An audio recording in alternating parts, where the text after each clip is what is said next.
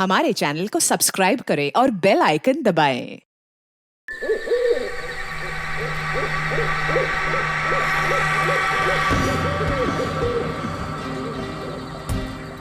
अरे यार, इतना एडवेंचर तो मैंने अपनी पूरी जिंदगी में नहीं की जितना इन पिछले कुछ घंटों में हो गया है। वाकई यार, बहुत हो गई हाइकिंग साइकिंग।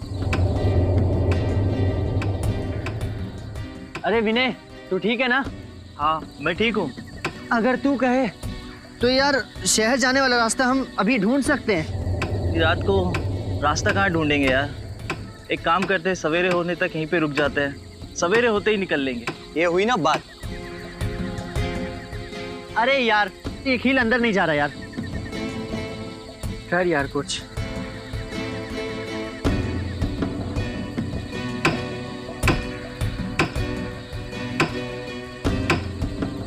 मुझे लगता है नीचे पत्थर दबा हुआ है, पहले उससे निकाल लेते।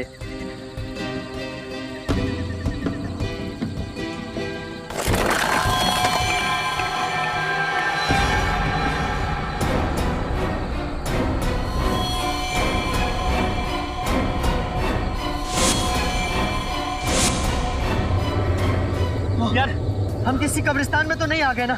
बस यार, अब मैं एक पल भी यहाँ नहीं रुक सकता। चलो अपना अपना सामान बांधते, आओ।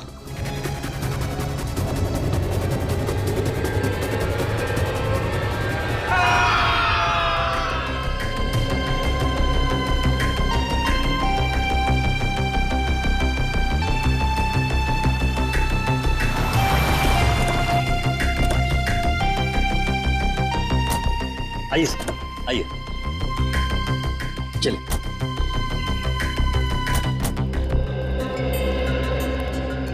वाओ, आज मेरी जिंदगी का सबसे बड़ा दिन है।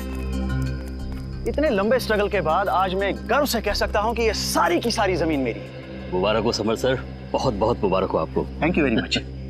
कहिए, कैसी लगी आप लोगों को ये जमीन? शहर से काफी दूर है और आप यहाँ हॉलिडे कॉटेज बनाना चाहते हो? यहाँ दूर दूर तक हम खेती करेंगे, फलों की, सब्जियों की, और यहाँ बीच में हम कॉटेज बनाएंगे, हट्स बनाएंगे। ये वाकई नया और अनोखा आइडिया है, लेकिन खेती बाड़ी शुरू करने से पहले हमें यहाँ जमीन की जांच तो करनी पड़ेगी ना।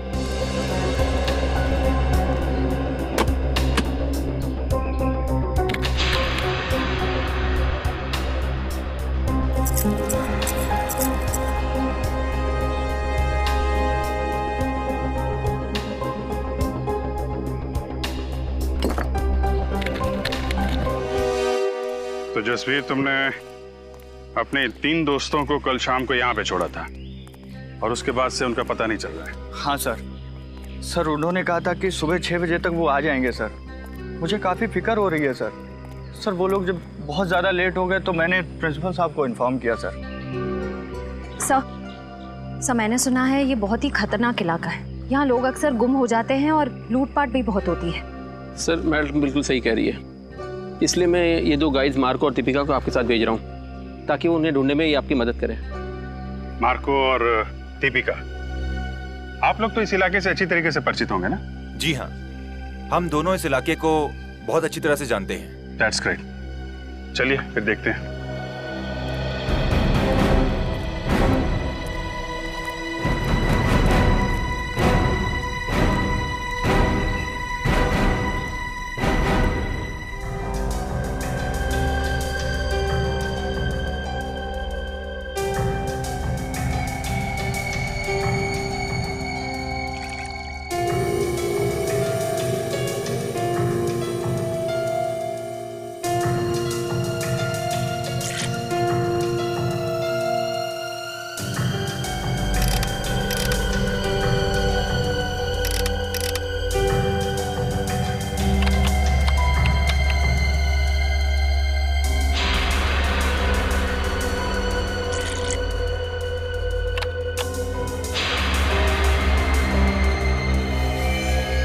ओह नो, क्या हुआ?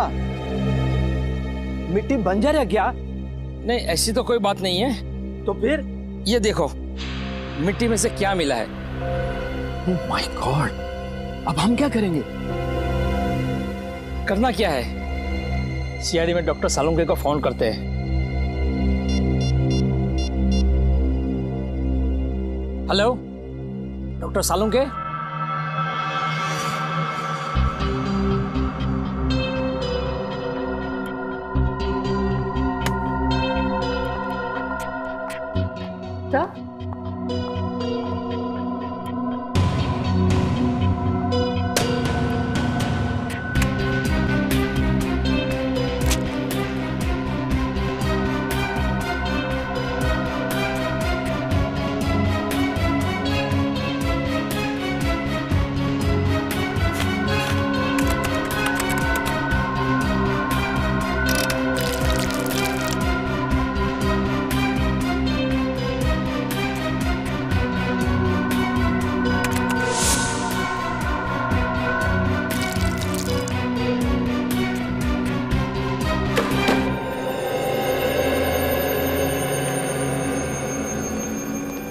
आप लोगों का शक एकदम सही था। उस मिट्टी में मुझे पूरे 26 लोगों का डीएनए मिला है। आपका मतलब 26 लोगों को गाड़ा गया था वहां पे? वो जगह पे कोई कब्रिस्तान तो नहीं था? वही तो, इसीलिए तो ये मामला और भी ज्यादा गंभीर हो जाता है। कौन थे ये लोग?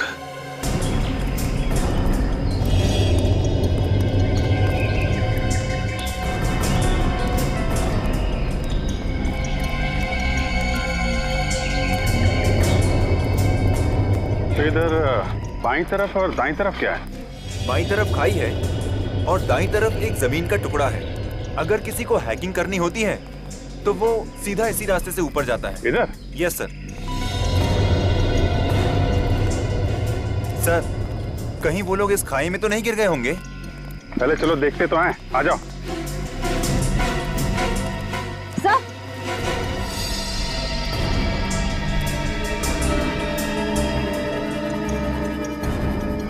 Sir ice cream. हाँ सर, वो लोग आइस बॉक्स में आइसक्रीम और जूस भी लेकर आए थे सर। मतलब यहीं कहीं खाना वाना खाया है लोगों ने। ठीक है, ये आइसक्रीम का कप, प्लेट, मतलब यहाँ पे बैठ के उन लोगों ने खाना खाया है। यहीं कहीं आसपास टेंट वेंट लगा के आराम भी किया होगा।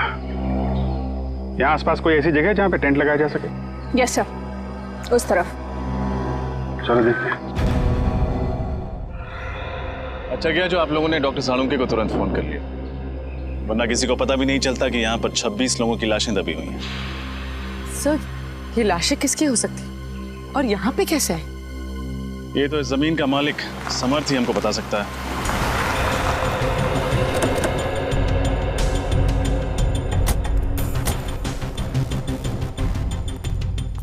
हेलो ऑफिसर, क्या हुआ? अरे अगर कोई तकलीफ थी तो हमें बता देते। सीआईडी वालों को बुलाने की क्या जरूरत थी? जब लाशों के भंडार मिलते हैं तो एक अच्छे नागरिक का फर्ज होता है कि वो सीआईडी को तकलीफ दे। लाशों के भंडार कहाँ? आपकी जमीन के अंदर हमें 26 लाशें मिली। 26 लाशें? ऐसे कैसे हो सकता है? आपको जरूर कोई गलतफहमी हो गई है। कोई गलतफहमी नहीं हुई। हमें इंसानों की हड्डियां, बाल, दांत मिले हैं। अभी ना जाने क्या क्या मिलना बाकी है आपके जमीन के अंदर से।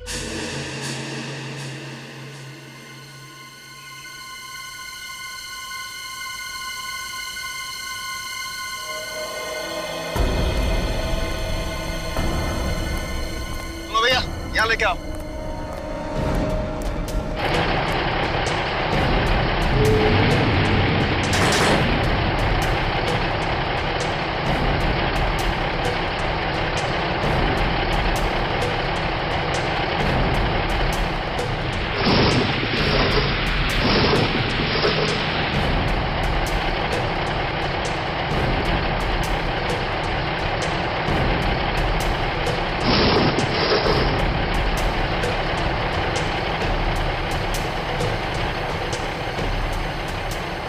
मुझे तो यकीन नहीं आ रहा है कि इस जमीन के अंदर 26 लोगों की लाश है। अगर कोई मुजरिम एक भी लाश को गाड़ता है तो वो पकड़ा जाता है, और यहाँ किसी ने 26 लाशें गाड़ी है। कोई भी जुर्म छुपता नहीं है डॉक्टर तारिका। इस अपराध से भी पर्दाफाश हो ही गया। उर्मीन मजदूरों को लेके जाओ, उनको बोलो उस तरफ खुदाई शुरू करें। आप लोग उस तरफ चलिए।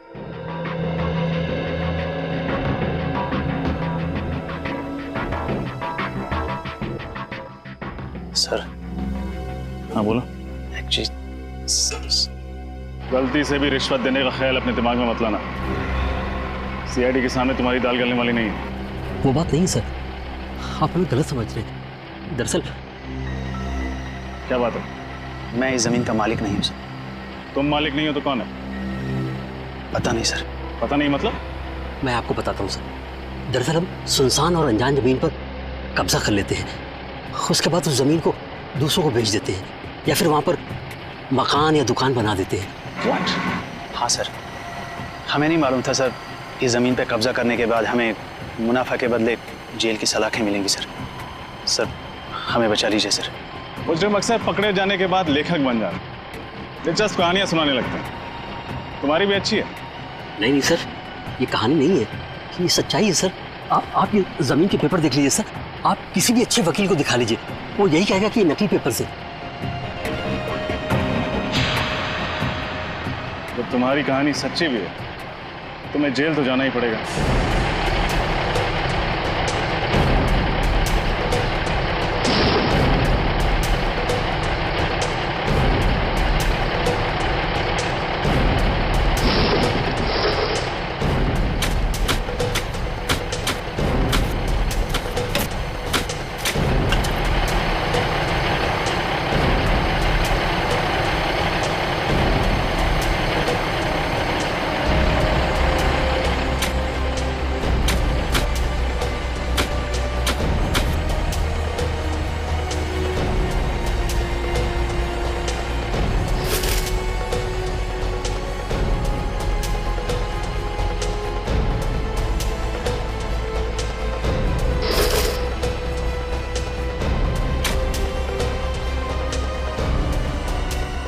मैडम ये देखिए मैडम।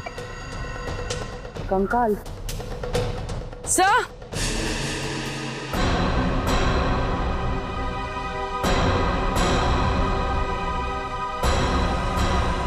उधर कुछ है सर?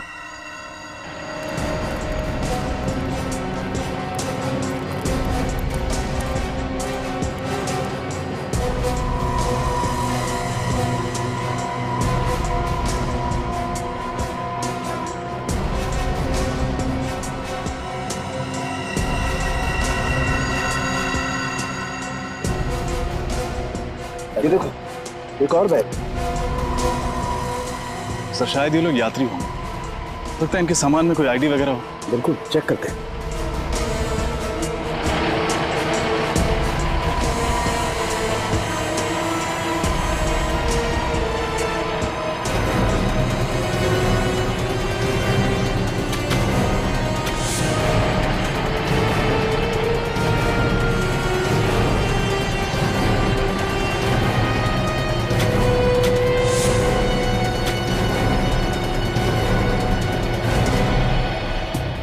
बैग में तो कुछ भी नहीं है, कोई आईडी वगैरह।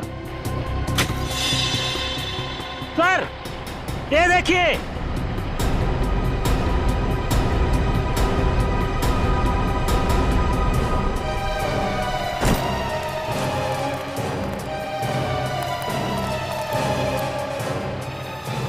सर ये देखिए नीम का पत्थर।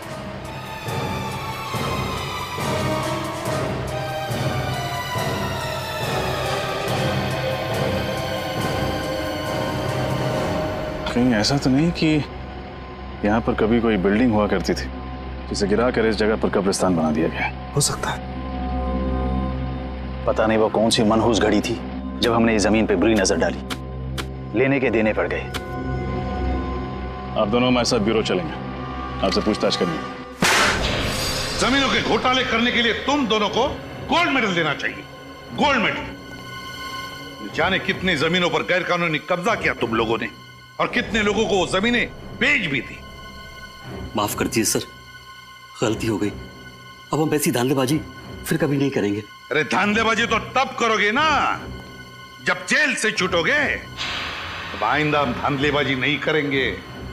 खज्जर फार्म्स के बारे में बताओ, किसके नाम पर है वो जमीन, बताओ जल्दी। हम सच कह रहे हैं सर, हमें कुछ भी नहीं मालूम। हम तो ऐसे ही जमीनों पे कब्जा कर लेते हैं जो लावारिस होती है। फिर भी कब्जा करने के पहले तुमने रजिस्ट्री ऑफिस से पता किया ही होगा ना कि ये जमीन किसके नाम पे? किया था, और रजिस्ट्री ऑफिस में कुछ महीने पहले आग लग गई थी, जिसकी वजह से इस जमीन के सारे डॉक्यूमेंट चल गए थे। हाँ सर, और जब हमें पता चला कि इस जमीन के आगे पीछे और कोई नहीं है, यहां तक कि इसके पेपर्स भी नहीं है, तो हमने तुरंत इसके ऊपर हक जमा लिया। सर, ये रही रजिस्ट्रेशन ऑफिस में लगी हुई आग की रिपोर्ट। आग लगी थी 6 जून 2003 और आग की वजह पेट्रोल। मतलब सर वो आग जानबूझकर लगाई गई थी, जमीन का इतिहास मिटाने के लिए? हाँ पूर्वी, जानबूझकर लगाई गई थी, क्योंकि खूनी जानता था कि एक न एक दिन वो सारे कंकाल जमीन के नीचे से ऊपर आएंगे, इसलिए अपने आप को बचाने के लिए उसने ये रास्ता ढूंढा था। ये पता लगाना चाहिए कि उस नींव के ऊपर वो जो कंक्रीट का कंस्ट्रक्शन मिला है ना, वो ढांचा, उस पर पहले क्या बना हुआ था।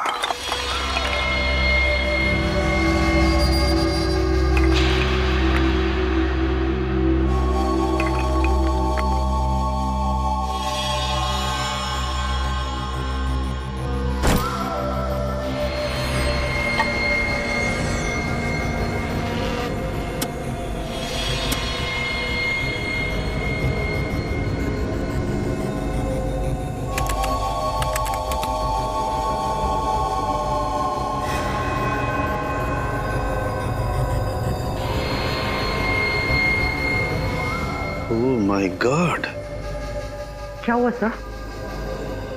तारिका, ये हड्डी जरा गौर से देखो। ऐसा लगता है जैसे इस हड्डी को किसी ने आरी से या 100 चेन से काटने की कोशिश की है। सर, मुझे तो ये खूनी बहुत बड़ा सरफिरा लगता है। कुछ लोगों के स्कल पे तो मुझे दांतों के निशान दिखे। ये देखिए, जैसे कि वो उनका सर ही चबाना चाहता हो। My God. सर, कहीं ये किसी जंगली जानवर का काम तो नहीं है? नहीं रोहन, ये किसी जंगली जानवर का काम नहीं हो सकता है, क्योंकि जानवर किसी को खाने के बाद उसे जमीन में गाड़ने की मेहनत नहीं करता। ये काम किसी इंसान का ही है। सर, अब बस ये पता चल जाए कि इन सब की मौत कब हुई थी, तब जाके हम उस खूनी तक पहुंच सकते हैं। चल जाएगा तारिका, ये भी पता चल जाएगा उस माइक्रोस्कोपिक रेडियोग्राफी के जरिए। Microscopic radiography? सॉरी सर, पर क्या है ये? कभी सुना नहीं इसके बारे में। रोहन, ये एक ऐसा प्रोसेस है जिसके जरिए हम ये पता लगा सकते हैं कि इंसान की मौत कब हुई है। और ये देखो, जिस इंसान की ये हड्डी है उसकी मौत 7 से 10 साल पहले हुई है, यानी 2003 से 2006 के बीच में इस इंसान की मौत हुई है।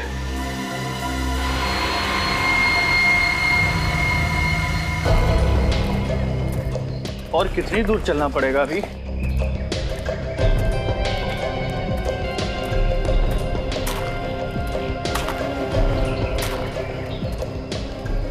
क्या बच रहा है? सर, मैंने किसी के चलने की आवाज सुनी।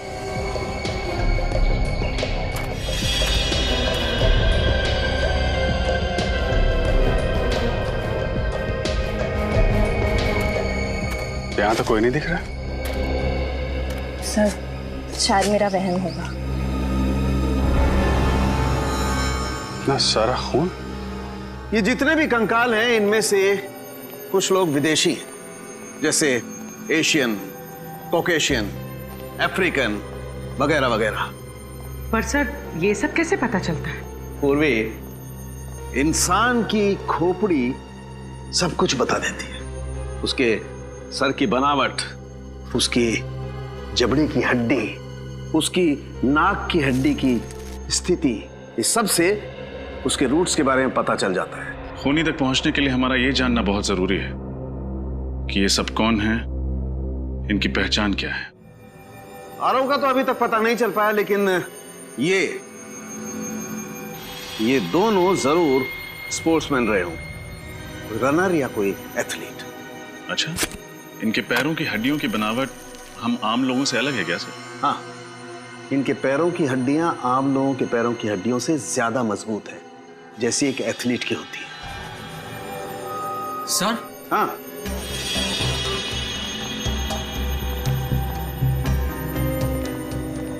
क्या हुआ? सर, इस लड़की के सामान में से ये मुझे कुछ बीज मिले हैं।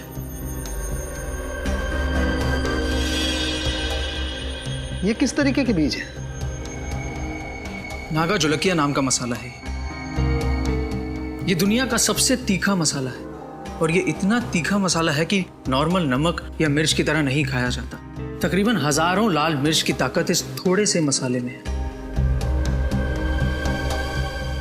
नागा जोलकिया, कोई ये मसाला इस तरीके से अपने सामान में लेकर क्यों घूमेगा? कहीं ये लड़की कोई रिसर्च वगैरह तो नहीं कर रही थी? खून का सैंपल ले लो श्रेया, बच्चों के माँ बाप के डीएनए के साथ मैच करके देख लेंगे।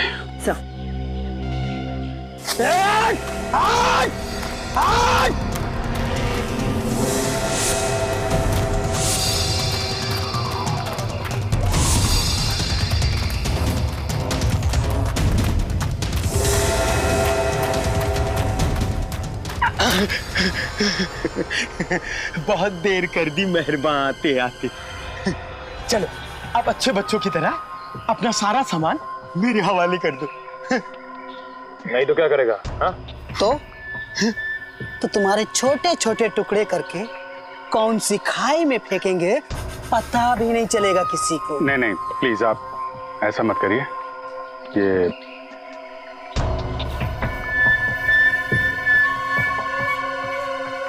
सीढ़ी और सामान चाहिए आप लोगों को?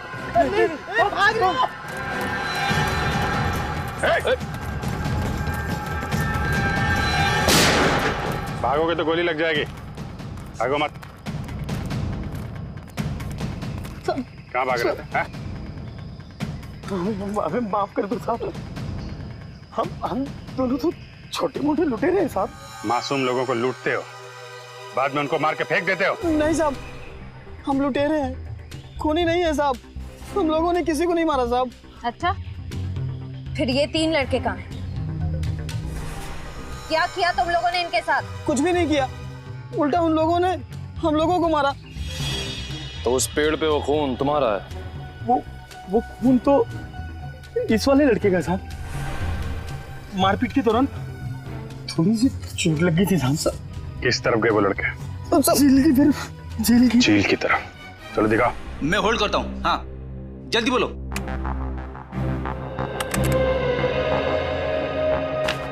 जी हाँ, मैं 2003 की बात कर रही हूँ, आज से 10 साल पहले की। मसाले का नाम है नागा झोलके, और जितने भी ऐसे खेत हैं जहाँ नागा झोलके नाम का मसाला उगता है, वहाँ उस लड़की की फोटो भेज दीजिए।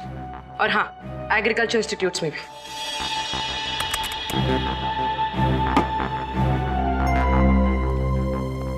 सर, हमें जिन लोगों के कंकाल मिले हैं उनके गायब होने की रिपोर्ट अभी तक नहीं मिली है, और इनमें से कुछ लोग विदेशी भी हैं। पता नहीं उनके घर वालों ने उनके गायब होने की रिपोर्ट कहां पे लिखवाई है। हो सकता है ना फ्रेडी कि उनके घर वालों को पता ही नहीं था कि जब ये हादसा हुआ तब ये लोग इंडिया में ही थे। लेकिन एक खज्जर फार्म से ही पता चलेगा कि ये सारा चक्कर क्या है। सर, एक बात बड़ी अजीब है, खज्जर फार्म के आसपास दूर दूर तक कोई भी जंगली जानवर नहीं है, तो लोगों को मार कौन सकता है? उनके मांस के लिए। सर, कहीं कोई आत्मा नरबख्शी तो नहीं है? वो चाहे कोई भी हो, फिर चाहे फ्रेडी, वो तुम्हारी आत्मा ही क्यों ना हो, अब नहीं बचेगा ये हमारे हाथों से। ये रही झील।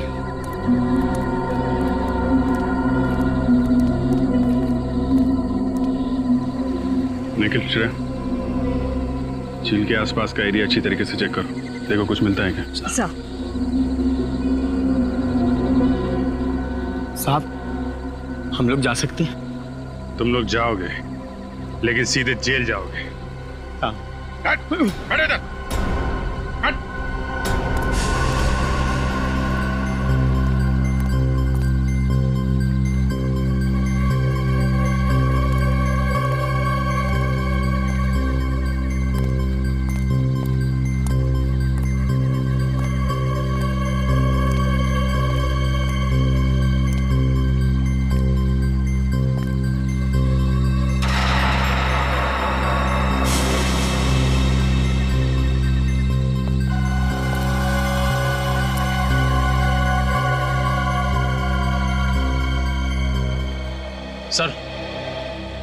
सर ये टॉल मिला है सर, इस पे खून लगा हुआ है।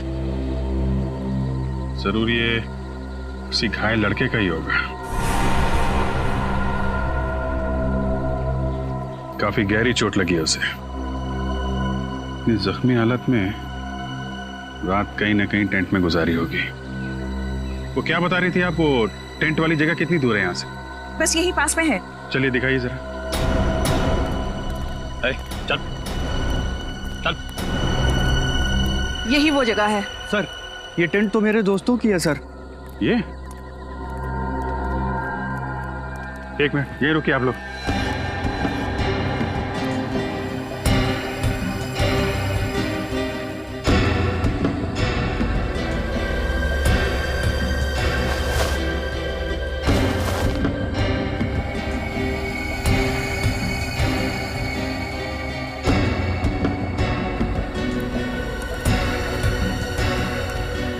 शूज, टूटे हुए टेंट, बिखरा हुआ सामान, क्या हुआ क्या यहाँ पे? सर उन्हें कुछ हो तो नहीं गया होगा सर? सर हो सकता है ये किसी जंगली जानवर ने हमला किया हो। पर सर इस इलाके में तो कोई जंगली जानवर है ही नहीं।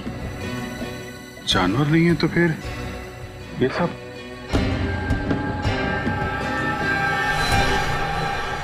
ये क्या?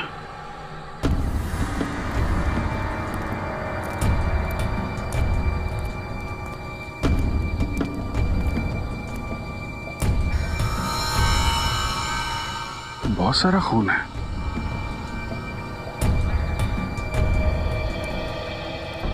अगर इसमें तुम लोगों का जरा भी हाथ हुआ ना तो तुम लोगों का वो अंजाम होगा कि तुम लोग सोच भी नहीं सकते।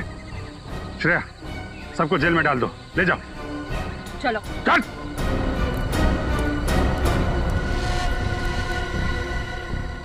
यहां से आगे घसीटने के निशान भी दिख रहे हैं। देखते हैं ये निशान कहां लेके जाते हैं।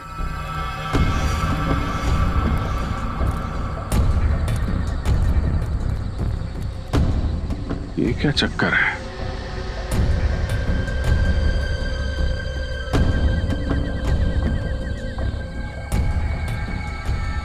एक मिनट आप लोग यहीं पे रुकिए।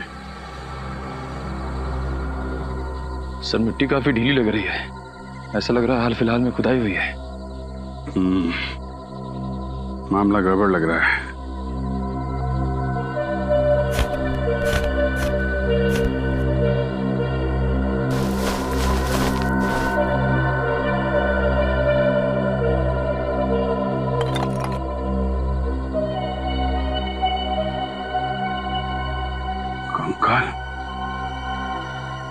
निखिल, कुछ खोदने का इंतजाम करो।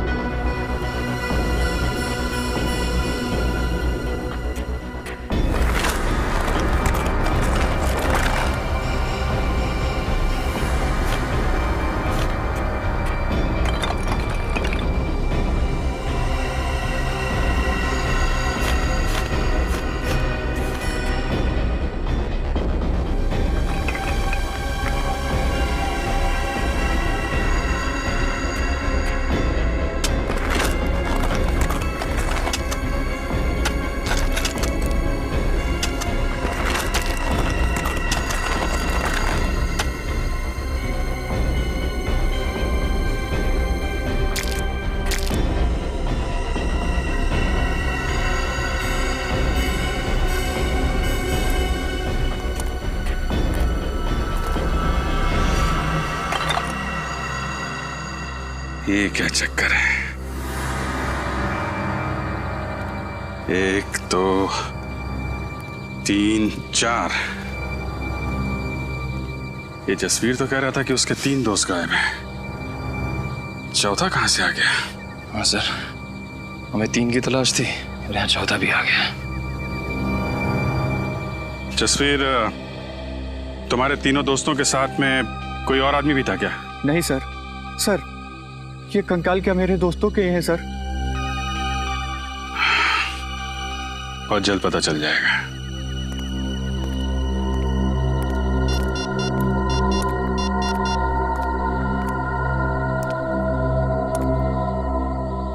हाँ तारिका जी, आपको जंगल में आना पड़ेगा।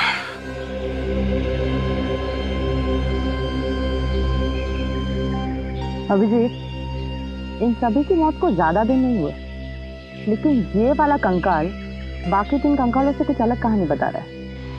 ये बात तो है डॉक्टर तारिका, ये कंकाल इन तीनों कंकाल से अलग तो है।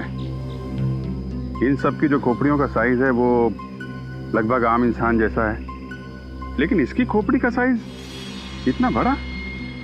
ये एक आम इंसान की तरह नहीं लग रहा है। डॉक्टर तारिका, इनकी मौत कैसे हुई होगी? श्रेया,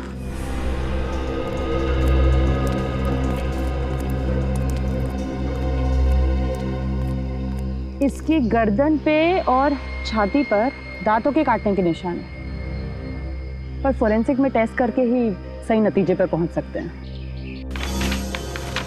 खजर फर्म से मिली फाउंडेशन के अनुसार ही मैंने ये ब्लूप्रिंट तैयार किया। काफी बड़ी जगह है ना? जी सर, इसको देखकर नहीं लगता है कि ये किसी का घर या ऑफिस होगा। 2-2 स्विमिंग पूल की जगह छोड़ी गई है सर। 2-2 स्विमिंग पूल तो किसी होटल या रिसोर्ट में ही हो सकते ना? बिल्कुल सही कहा आपने। इसे देखकर लगता है ये जरूर कोई होटल या रिसोर्ट होगा, क्योंकि कॉरिडोर की जगह भी छोड़ी गई है यहाँ। और ये यहाँ पर हमें सबसे ज्यादा लाशें मिली इस एरिया में। यहाँ क्या हो सकता है? मुझे लगता है सर ये होटल या रिसोर्ट का गार्डन हो। कोई होटल या रिसोर्ट, कोई होटल या रिसोर्ट जहां पर लोग रहने जाते थे पर जिंदा वापस नहीं लौटते थे। डॉक्टर तारिका, एक बात समझ में नहीं आ रही। आप कह रही हैं कि इनको मरे हुए ज्यादा दिन नहीं हुए, तो फिर इनके शरीर से खाल और मांस कहाँ गया? इन गड्ढों में हमें खाल का एक छोटा सा टुकड़ा भी नहीं मिला है। नहीं अभिजीत, एक टुकड़ा है यहाँ पे।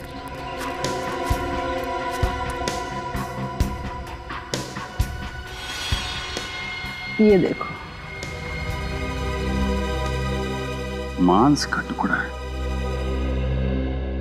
जी हाँ सर, मैं पहचानता हूँ इन्हें। ये दलजीत है और ये मयंक, दोनों नेशनल लेवल के रनर्स थे। दोनों नेशनल लेवल के रनर्स? पर हुआ क्या, गायब कैसे हो गए ये? सर 10 साल पहले अप्रैल 2003 में मुंबई में एक इंटरसिटी टूर्नामेंट हुआ था। ये दोनों उसी में भाग लेने आए थे। टूर्नामेंट खत्म होने के बाद हम लोग तो उज्जैन वापस चले गए, लेकिन ये दोनों माथेरान घूमने जाना चाहते थे। फिर? सर इन लोगों ने रिक्वेस्ट की थी कि ये 2-3 दिन में वापस आ जाएंगे, लेकिन इनकी कोई खबर नहीं आई। इस लड़की को तो आप जानते ही हैं ना? हाँ सर, ये रिया है। ये पंचगिरी गई थी हाइब्रिड प्लांट के रिसर्च के लिए। मुंबई रुकने का इसका कोई प्लान नहीं था, पर शायद उस रात काफी हाईवे पर जाम था, इसलिए मजबूरी में यहाँ इसे रुकना पड़ा। खज्जर फार्म में? जी। पूर्वी ये तीनों के तीनों, ये 2 लड़के और ये लड़की मुंबई शहर के नहीं थे, बाहर के थे, बाहर के। और सर ये तीनों खज्जर फार्म में रुके थे। वही तो, तीनों खज्जर फार्म में रुके। इस मांस का रंग बिल्कुल सफेद हो गया है। डॉक्टर तारिका, ऐसा सफेद तो केमिकल की वजह से होता है ना?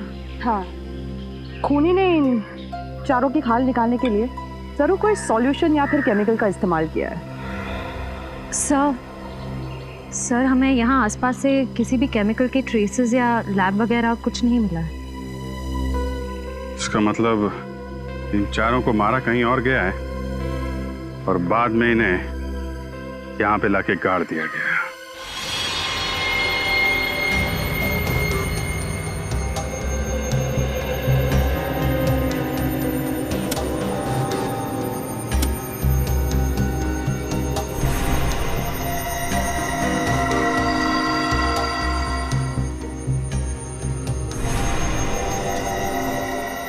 अब तक तो आप लोग इंसानों की लाश, इंसानों के कंकाल लाया करते थे, लेकिन इस बार आपने सारी हदें पार कर दी। क्यों नॉट सर? ये कंकाल भी तो इंसानों के ही हैं। हाँ हैं। वो तीनों कंकाल इंसानों के हैं, लेकिन ये चौथा कंकाल जानते हो किसका है? किसका है sir? Pavilion man. Pavilion man? क्या मतलब? देखो, इंसान को इंसान बनने के लिए कई स्टेजेस से गुजरना पड़ा है, ये तो सबको मालूम है। ये पेलियन मैन इंसान बनने से पहले वाली स्टेज है। अरे बाप रे, ये तो बड़ा ही खतरनाक है। हाँ फ्रेडी, ये बहुत खतरनाक भी है और बहुत ही ज्यादा शक्तिशाली भी है। इन तीनों लड़कों को उस पेलियन मैन ने मार के खाया है, मार कर खाया है अपनी भूख मिटाने के लिए। तो ये जीव नरभक्षी होते हैं, मैन ईटर्स। हाँ पूर्वी, तभी तो इनके दांत हमारी तरह नहीं होते, बिल्कुल बड़े और नुकीले होते हैं। दिखाती हूँ।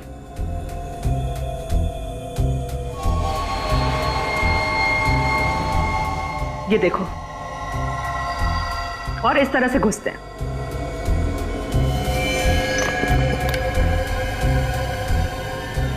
सर, हमें तो लगा था ये किसी जंगली जानवर का काम है। ऐसा भी कोई जीव हो सकता है, ये तो हमने सोचा ही नहीं था। लेकिन विनीत, अगर इन 3 लड़कों को इस जीव ने मारा है, तो फिर इस जीव को किसने मारा? क्योंकि इसकी खाल भी बिल्कुल उसी तरह निकाली गई जिस तरह इन 3 लड़कों की निकाली गई थी। मुझे लगता है इस पेलियन मैन को कोई और कंट्रोल करता है। आप शायद सही कह रहे हैं सोलंकी साहब, क्योंकि अगर इसे कोई और कंट्रोल नहीं कर रहा होता तो ये अब तक शहर में घुसकर तबाही मचा चुका होता। कोई तो है जो इसे इसकी खुराक देता है। उस एरिया के सारे रिसोर्ट्स में जाके चेक करना होगा।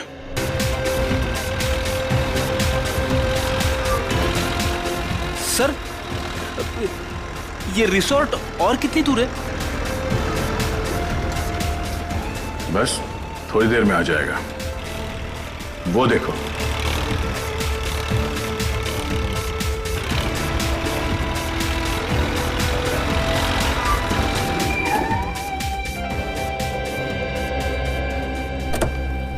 इस इलाके में ये वो दो रिसोर्ट हैं जिनके नक्शे ठीक उस रिसोर्ट की तरह है जो 2003 में नष्ट किए गए थे। अब सर, उन तीनों लड़कों का और उस आदि मानव का कंकाल भी तो हमें आसपास के एरिया में से मिला था ना।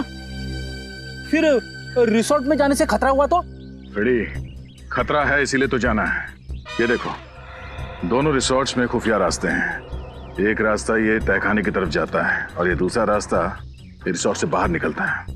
ये जो कोई भी जीव है जिसने इतना आतंक मचा रखा है, उसे इस रिसोर्ट के किसी खुफिया कोने में पाल पोस के बड़ा किया गया होगा। हाँ सर, कोई तो है जो अपने फायदे के लिए इस जीव का गलत इस्तेमाल कर रहा है और खून की नदियां बहा रहा है। एग्जैक्टली। वो जो कोई भी है, आज की रात उसकी जिंदगी की आखिरी रात होगी।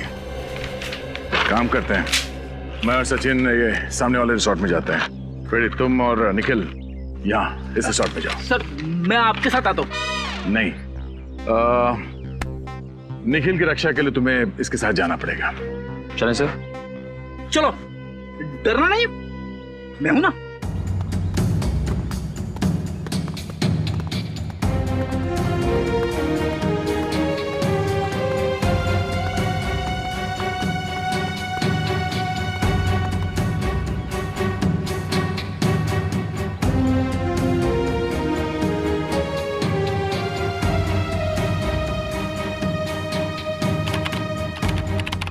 कमाल है, हमें तो लगा था उन 3 लड़कों के हादसों के बाद हमारा बिजनेस कुछ दिनों के लिए ठप हो जाएगा। वैसे आप लोगों को डर नहीं लग रहा ट्रैकिंग करने में? आप किस हादसे की बात कर रही है? हमने तो ऐसा कुछ सुना नहीं था। चलिए, अच्छी बात है कि आपने ऐसा कुछ भी नहीं सुना। वो कहते हैं ना, इग्नोरेंस इज ब्लेस। अच्छा, वैसे ये बताइए कि हम लोग अपने कमरे में खाना कब तक मंगवा सकते हैं? रात में 11 बजे तक। उसके बाद रिसेप्शन पे कोई नहीं रहता। वैसे चलिए, आइए।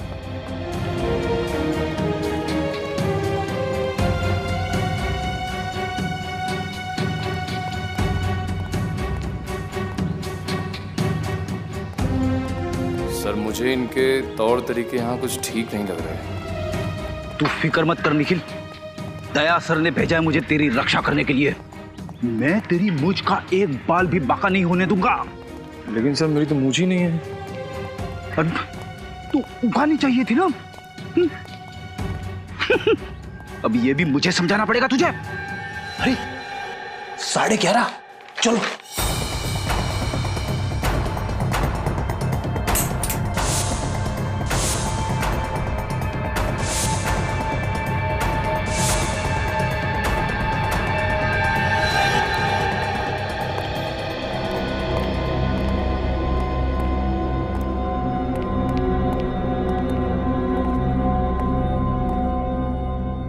दरवाजा तो कॉरिडोर पे खुलता है, नीचे चलते हैं।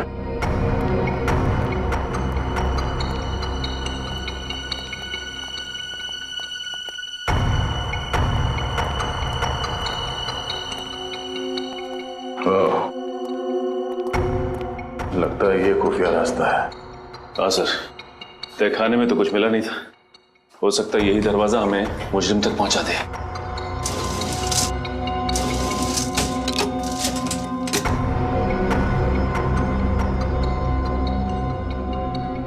ये तो दरवाजे पे बुरी तरह से जंग लगी हुई है। ऐसा लगता है दरवाजा काफी साल से खुला ही नहीं है, किसी ने हाथ तक नहीं लगाया इसे। ये दरवाजा। आप लोग यहाँ क्या कर रहे हैं? हाँ वो पानी चाहिए था तो ढूंढते ढूंढते यहाँ आ गए। यहाँ पे? यहाँ पे नहीं, हम लोग रिसेप्शन की तरफ जा रहे थे, लेकिन रास्ता भूल गए। वैसे ये रास्ता कहाँ जाता है? कहीं नहीं, ये दरवाजा हमेशा बंद रहता है। इस रिसोर्ट में और भी कई दरवाजे हैं जो हमेशा बंद रहते हैं। ये रिसोर्ट तो भूल भुलैया है। आप लोग अपने कमरे में चलिए, मैं पानी लेके आता हूँ। सर अगर इस रिसोर्ट में कुछ नहीं है तो फिर जरूर अगले रिसोर्ट में कुछ होगा। इस फ्रेडी को फोन करके देखते हैं।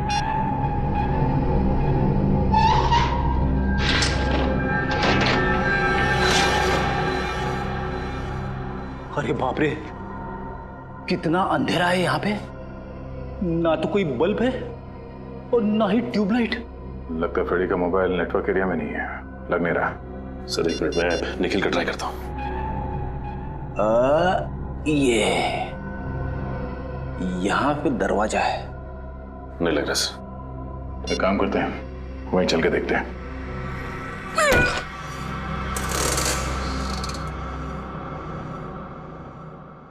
अरे एक और खुफिया दरवाजा। हाँ सर।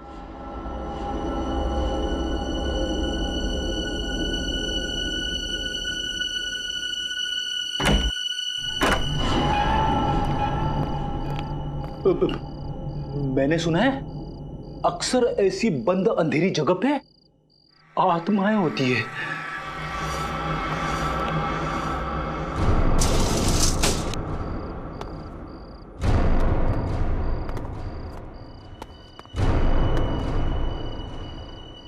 इतना सारा खून,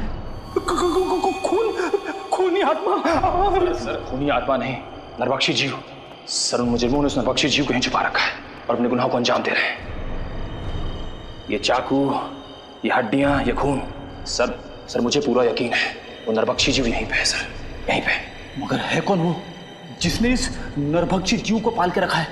उसे जरा भी डर नहीं लगा कि अगर इस नरभक्षी जीव ने उसे ही खा लिया तो? रिसोर्ट के नक्शे के हिसाब से रिसोर्ट से बाहर जाने का ये खुफिया रास्ता है। सर दरवाजा तो खुला हुआ है। हाँ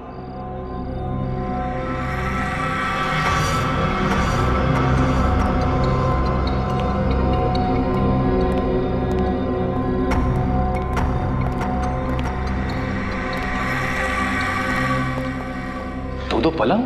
हाँ, दोनों पलंग पे चेन है उस नरभक्षी जीव को बांधने के लिए। एक जीव दो पलंग, अब ये नया क्या चक्कर है? ये कैसी आवाज है? किसी जानवर की आवाज लग रही है। सर दो पलंग, कहीं ऐसा तो नहीं यहाँ पे दो नरभक्षी जीव है? निखिल यहाँ से खिसक लेते हैं, आगे का इन्वेस्टिगेशन दया सर के साथ ही करेंगे। सर कुछ नहीं होगा आपको, मैं हूं ना। कौन है?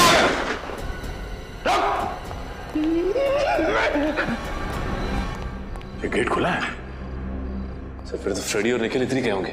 हाँ निखिल सही देखिए, हड्डी और ये खून। ओह नो,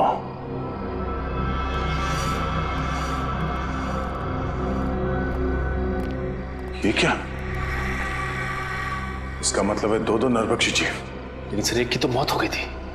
सचिन, निखिल और फ्रेडी की जान को भी खतरा है, जल्दी।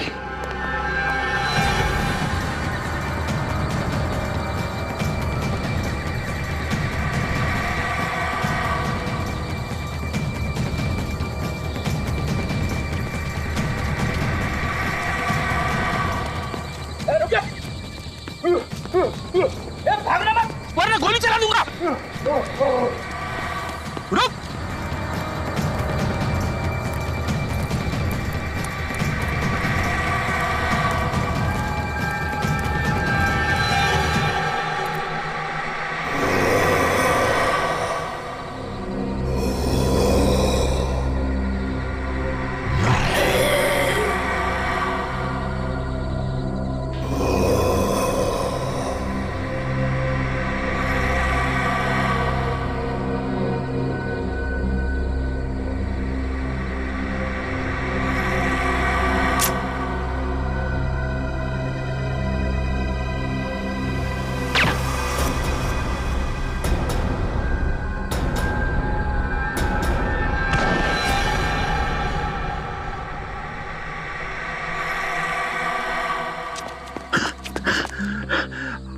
अरे वाह सर, आपने इसे मार दिया।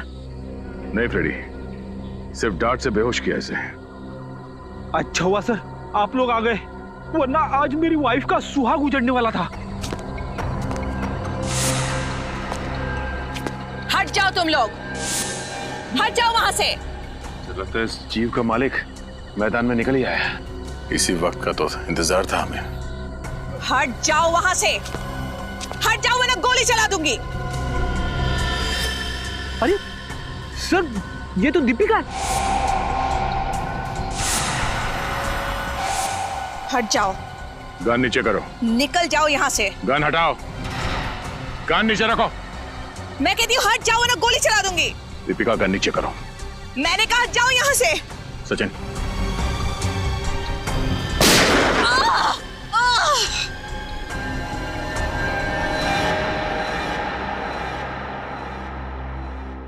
मेरे पिताजी एक एंथ्रोपोलॉजिस्ट थे, मानव वैज्ञानी।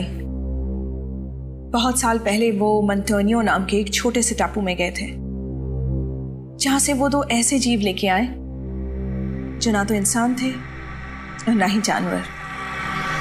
उन्हें देखकर ऐसा लगता था जैसे वो इंसानों से एक स्टेज पीछे हैं। एक मिनट, तुम्हारे पिताजी उन लोगों को यहाँ इंडिया में कैसे लेके आए? ये तो गैर कानूनी है ना? जी, स्मगल करके, गैर कानूनी तरीके से। तो जैसे जैसे वक्त बीतता गया उनके साथ मेरा लगाव बहुत बढ़ गया।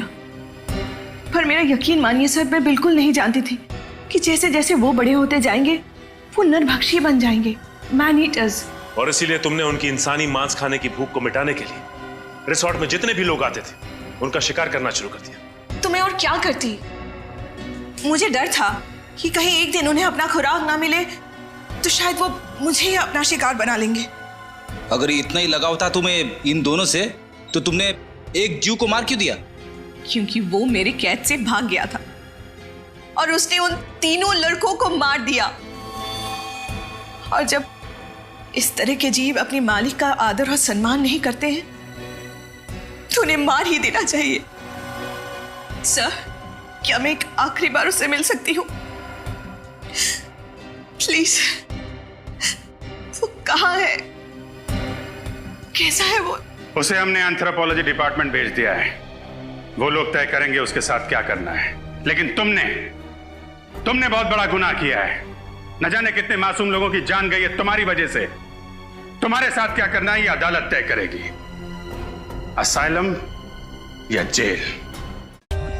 For more updates, subscribe to our channel, click the show links and enjoy watching the videos.